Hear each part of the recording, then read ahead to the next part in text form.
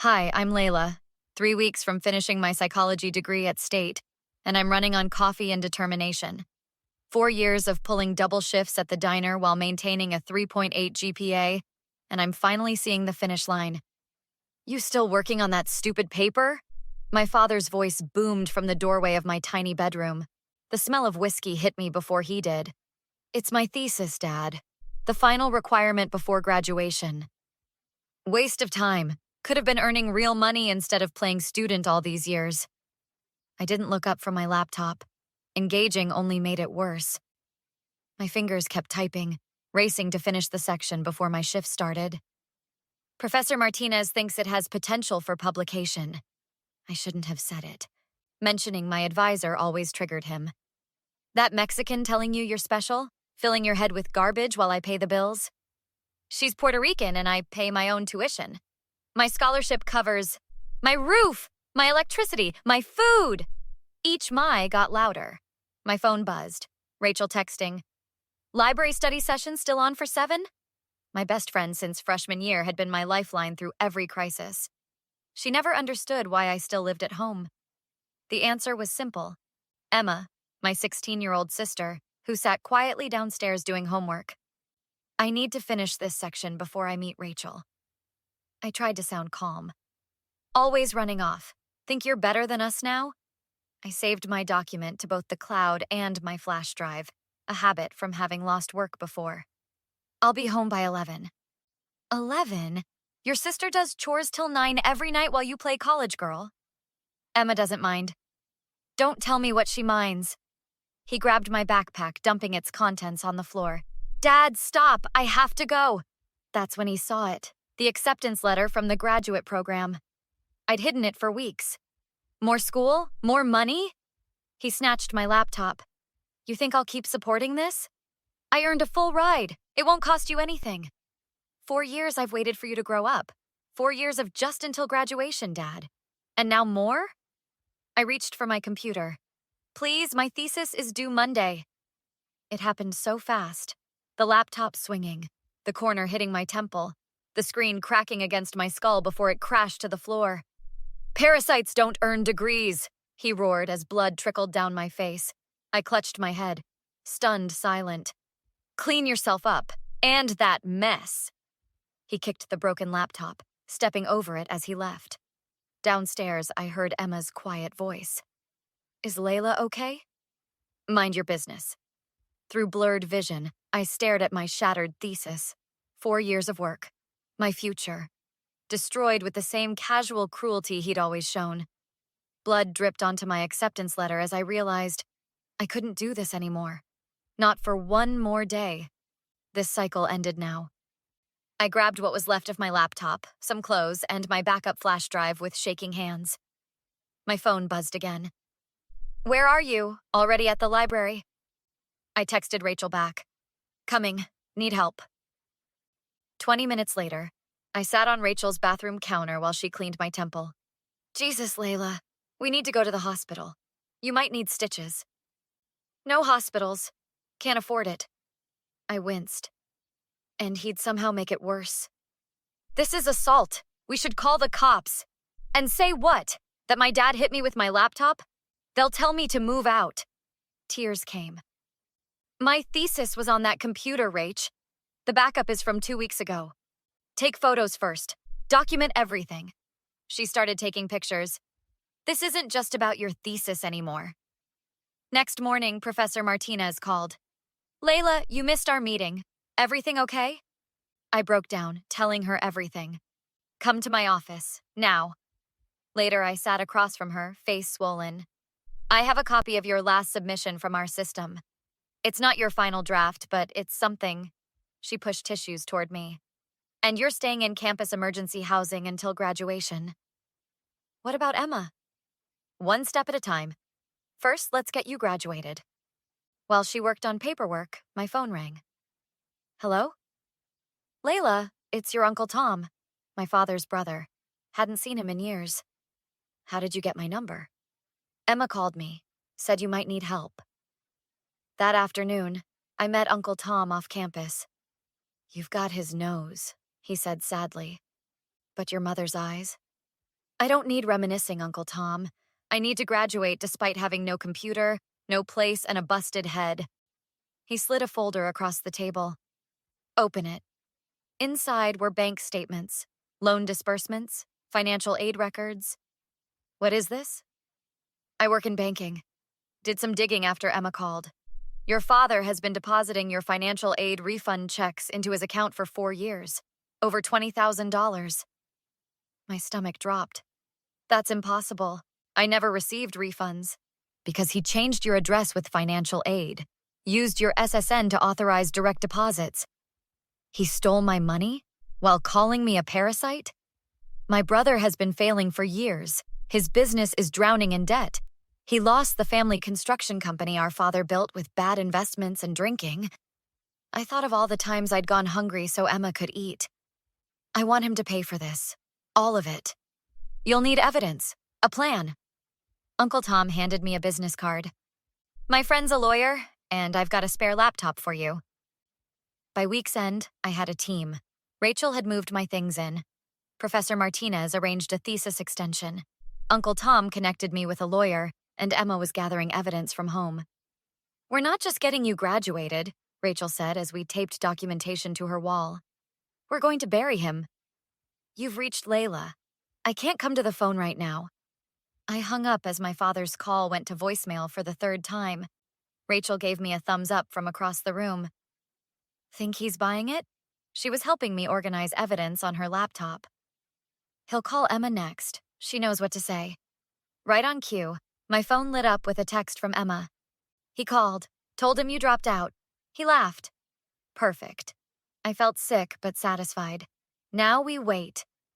The next day, I snuck into Professor Martinez's office through the back entrance. Your father called the department, she whispered, closing the door. Wanted to confirm you'd withdrawn. What did they tell him? Exactly what we planned. That you'd formally withdrawn but still need to complete exit paperwork. And my actual status?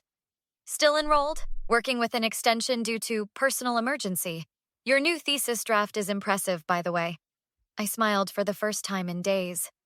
Having to rewrite made me tighten my argument. The research on family trauma and resilience feels personal now. Sometimes the best academic work comes from our deepest wounds.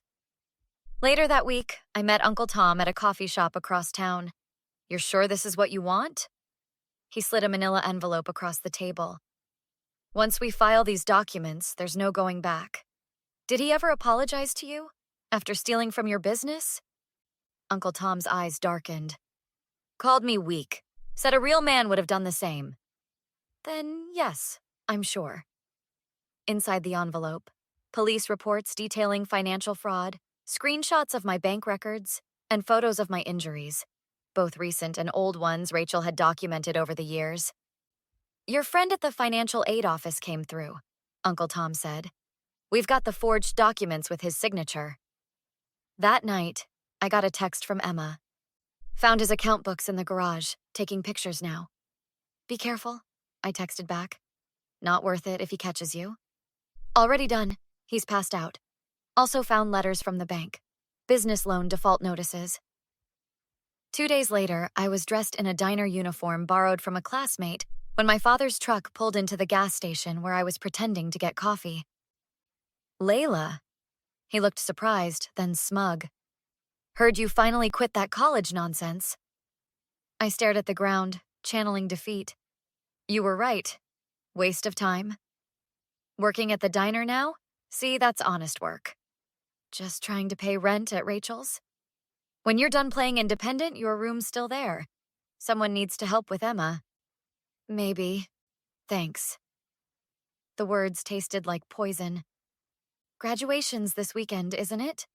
Bet those professor types are disappointed their star student dropped out. I forced my lip to quiver. Can we not talk about it? He smirked, victory in his eyes. That night, Rachel helped me finalize my presentation board for the psychology department's senior showcase. Ready for tomorrow? She asked, pinning my research charts. Thesis completed and submitted, legal documents filed, police report for the assault processed. I checked my phone. and Emma's staying at Uncle Tom's for a school project. Your dad has no idea you're still graduating? He thinks I'm working a double shift. Meanwhile, I'll be getting my diploma. And after, I looked at the wall of evidence we'd gathered. Text messages, financial records, medical reports, years of systematic abuse and theft. After, we spring the trap. The auditorium erupted in applause as I crossed the stage, the weight of my psychology honors cord heavy around my neck. Layla Martinez, Professor Martinez announced, no relation but smiling like a proud parent as she handed me my diploma. In the audience, Rachel and Uncle Tom cheered loudly. Emma whistled through her fingers. The bruise on my temple had faded to yellow, hidden beneath my graduation cap. 3 hours later, I walked into Uncle Tom's backyard wearing my full graduation regalia. The annual neighborhood barbecue was in full swing. My father's truck pulled in right on cue. What the hell is this? He froze, beer in hand, staring at my cap and gown. Surprise. I stepped forward. Graduated with honors. Thought you might want to congratulate me. You said... I lied. Like you've been lying for years. His face turned red. You ungrateful little... Let me stop you right there, Richard. Uncle Tom stepped forward. Behind him, 2 police officers entered the yard. Richard Davis? One officer stepped forward. We need to speak with you regarding financial fraud and assault charges. My father lunged toward me. What did you tell them? The truth. About stealing my financial aid. About the laptop. About everything. Sir, please step back, the officer warned. You can't prove anything. Actually, Uncle Tom pulled out his phone. We have bank records, forged signatures, and testimony from the financial aid office, plus assault with photographic evidence. And everyone here is a witness to what you just tried to do, Rachel added, phone recording. The officer stepped between us. Sir, we need you to come with us. As they led him away, he called back. Layla, I'm your father. You can't do this. 1 month later, I sat across from him in the visitation room. His construction company had collapsed after clients learned of his arrest. 3 former employees had come forward with wage theft complaints. I've changed, he pleaded. I'm getting help. Anger management. The lawyer says if you drop charges, I'm not dropping anything. I was under pressure. The business was failing. So you stole from your daughter? Called me a parasite while taking my money? I'm sorry, I was wrong. We're family. Family doesn't do what you did. I stood up. Emma's living with Uncle Tom now. She's thriving without you. Please, Layla, I need another chance. Like the chances you gave me? I begged you to stop. For years. What do you want from me? His eyes watered. Nothing. Not anymore. I gathered my bag. By the way, I accepted a research position with Professor Martinez. The thesis you tried to destroy? Getting published next month. Don't leave me here.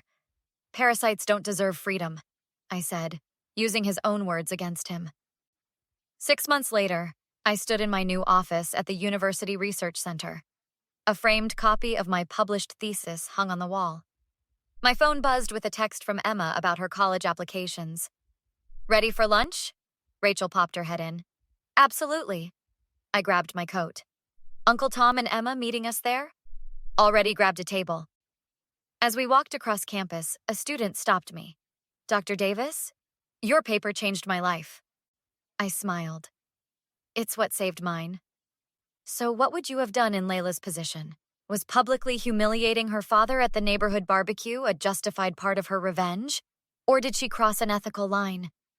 Should private family matters be exposed to the community, even when seeking justice? Share your thoughts in the comments below. Would you have handled things differently? Or did Layla's father deserve every consequence he received? If this story resonated with you, don't forget to hit that like button and subscribe for more compelling stories about overcoming life's challenges. Your support helps our channel continue bringing these powerful narratives to light.